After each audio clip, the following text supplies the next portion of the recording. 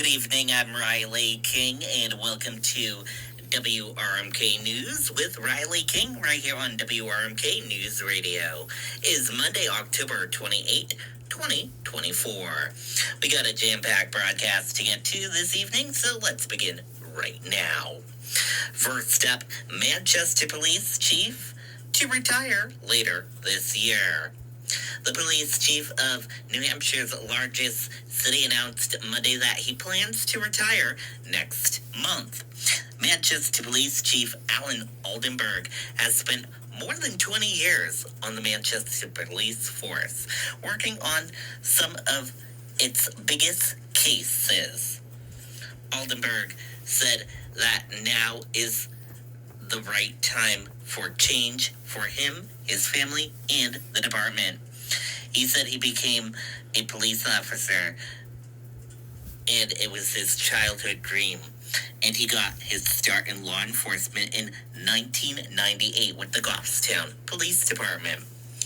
He arrived in Manchester 5 years later, a jump that Oldenburg said he never thought would lead him to the position of chief. He credits the many mentors he has had along the way for his success.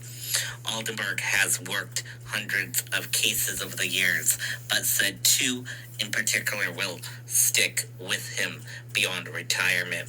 One of them is the Harmony Montgomery, the 5-year-old girl at the center of a missing person investigation that turned into a murder case, and the other involved his colleague, Officer Michael Briggs, who was shot and killed in the line of duty.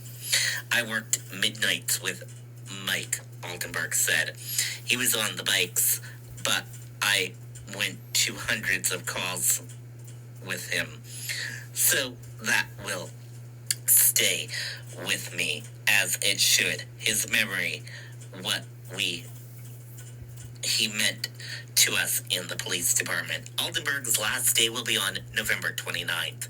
Manchester Mayor Jay Ross congratulated Oldenburg on Monday and thanked him for his unwavering commitment to the city. Lebanon police say a man drove truck out of impound lot and led police on a chase. Let's take a listen to that report from WMUR News 9. We need strong supporters of our local public schools in the State House. We need Shelby Wright. Yeah, that's right, guys. Lebanon police tell us that 39-year-old Robert Stark was found inside their secure impound lot, the one you see behind me right here, around 8:30 Saturday night. He was found inside his vehicle, the white pickup truck that you see in the back corner there, that was being held after he was arrested on a DWI charge, and it was pending a search warrant. Now, despite officers' best attempts, Stark did not get out of his truck, but instead, he decided to drive away, allegedly driving recklessly on Dartmouth College Highway at high speeds. He was finally stopped with the help of state police, 2 other departments, and a couple of canine units as well. Chief of Police here in Lebanon says this is going to mean a reevaluation of their security measures. Our alarms and our security system, I think, is adequate, but we'll look at procedures and stuff on, when we open the gate and whatnot.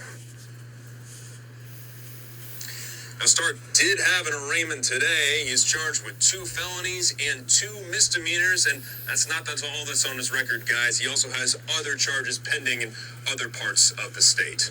Live from Lebanon, John Schoenheider, WMUR News 9. Okay, and there you go on that report. Massachusetts woman accused of kicking, spitting on police officers at Canopy Lake Park. Let's take a listen to that report from WMUR News 9. We need strong supporters of our local public schools in the State House. We need Shelby Wright. I think anytime someone's impaired to that degree where they probably aren't aware of what they're doing, it's a dangerous situation. Police say they believe this woman kicked and spat on officers at Canopy Lake Park over the weekend, alleging Carmen Ortiz Negron was intoxicated and smelled of alcohol. I don't understand what the issue was, but the defendants alleged behavior was just absolutely outrageous. Court documents say it all happened in the amusement park's parking lot. The park is in the midst of its Scream Fest Halloween celebration. At a bail hearing today, the woman's defense attorney said this on her behalf. Thankfully, again, it's my understanding that there is no physical damage to these police officers. But again, what we don't have is some kind of a wanton or attack on the public in that area. No indication that the public was in danger. Police say surveillance video shows the 29-year-old driving her SUV that night. She is dangerous based on her alcohol incident in a family setting and her belligerence. The judge said Ortiz Negron could be released once she enters an outpatient drug and alcohol treatment program. Police said to anyone celebrating the Halloween holiday, drinking and driving don't mix. And that was apparently the plan all along. We found in the vehicle numerous containers of alcohol. This is the type of thing that is just not going to be tolerated. Now, Ortiz Negron's attorney entered not guilty pleas on the misdemeanor charges she faces and no plea on enhanced misdemeanors. Another hearing is scheduled for next week. Okay, and there you go on that report.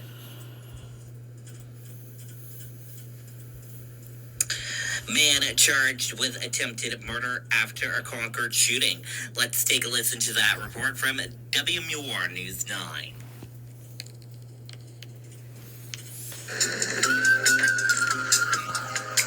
One more bag. Advantage status gets you one more. Points for me. One more day. Little more. Check it out. Little leg room. More is good. More rewards. More often. Life awaits. Get more with the American Airlines Advantage program. Gene, the shooting was part of an attempted robbery, according to court documents, and the defendant was allegedly trying to steal some marijuana from his victim. Now, among the charges, 22-year-old Makila LaRoche faces are 2 counts of attempted first-degree murder, 2 counts of attempted second-degree murder. Just before 9 p.m. on October 7th, Concord police received reports of multiple shots being fired at Rollins Park. When police arrived, everyone involved had fled. However, as a result of the investigation, search warrants were issued for several areas near the park. Police also located a victim who had been shot. That person taken to the hospital with non-life-threatening injuries. Police say LaRoche fired the shots as he was attempting to rob his victim of some marijuana. After the shots were fired, LaRoche additionally tried to hide 2 guns in a shed. Now, while Concord police believe they have identified everyone involved, they say this remains an active investigation and more arrests are anticipated. For instance, in one of the complaints, it says that LaRoche agreed with someone whose initials are SL to commit the robbery. Now, LaRoche will remain in jail until his probable cause hearing next Monday. Ray Brewer, WMUR News 9. Okay, and there you go on that report. And we are going to switch gears now, and let's go into some national news right now.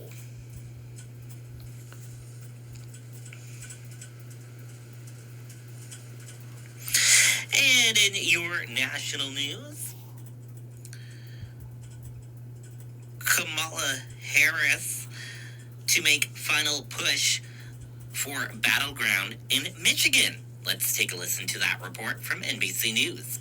In the final sprint to Election Day, Vice President Harris set to barnstorm battleground Michigan, where early voting kicked off Saturday, and more than 1.5 million people have already cast their ballots.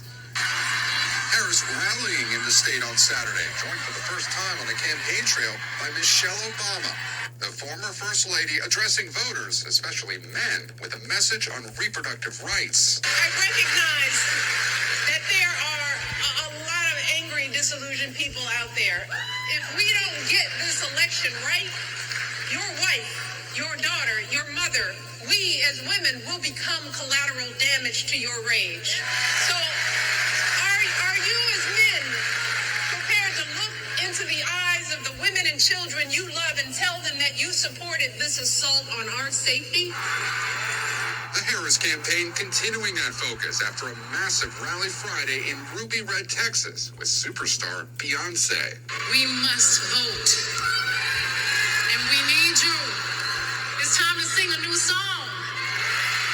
On Sunday, the vice president crisscrossing Philadelphia. I so strongly believe that our campaign in this fight really is not against something, it's for something. And also preparing to deliver her closing argument in a primetime speech tomorrow from the Ellipse, in the shadow of the White House. The same place where former President Trump spoke ahead of the January 6th attack on the Capitol.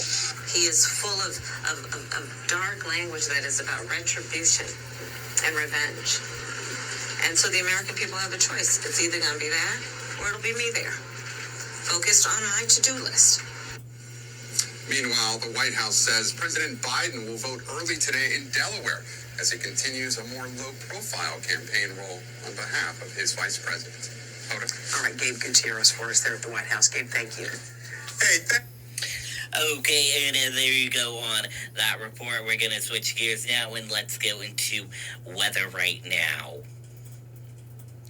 And taking a look at your weather for tonight. Tonight, mostly clear this evening, becoming cloudy after midnight, low 28 degrees, winds light and variable. Tomorrow, cloudy with high 52 degrees, winds southeast at 5 to 10 miles per hour. And tomorrow night, rain, low 44 degrees, winds light and variable. Chance of rain, 90%, rainfall, nearly a quarter of an inch. Let's look at the weather, and now let's take a look at traffic. And taking a look at those roadways right now for all of you this evening. 93 into Massachusetts, not too bad of a ride right now. 293 around the Manchester area, not too bad of a ride with some medium-based traffic. 93 around Bow, Pembroke, and Concord, nice smooth-sailing ride. A little bit of medium-based traffic, 393, nice smooth-sailing ride as well. Route 4, you got a really nice smooth-sailing ride as well. Route 16 of the Spalding, nice smooth-sailing ride as well. 95 from Maine, New Hampshire, into the border of Massachusetts, nice smooth-sailing ride as well. 101, nice smooth-sailing ride as well. And Merrimack, Nashua, into that border of Massachusetts, really nice smooth-sailing ride as well. Switching gears now, let's go into sports. And sports, New England Patriots, they had a game yesterday. Final score of that game was New England Patriots 25 and New York Jets 22. New England Patriots won the game yesterday. New England Patriots are 2-6 and New York Jets are 2-6 as well. Next game for Patriots will be Sunday, November 3rd at 1 p.m. against Tennessee Titans. Let's go Patriots. Hopefully they can win that game. And Celtics, they play tonight at 7:30 p.m. against the Milwaukee Bucks. Let's go Celtics. Hopefully they can win tonight. And Los Angeles Dodgers and New York Yankees, they play tonight at 8:08 p.m. It is Game 3 World Series, and Los Angeles Dodgers are leading that game. And tomorrow, Bruins, they play tomorrow night at 7 o'clock p.m. against Philadelphia Flyers. Let's go Bruins. Hopefully they can win tomorrow night's game. And that does it for this edition of WRMK News with Riley King, right here on WRMK News Radio. Thank you for tuning in and listening. Have a great evening, good night, and see you tomorrow with more news coverage. Bye.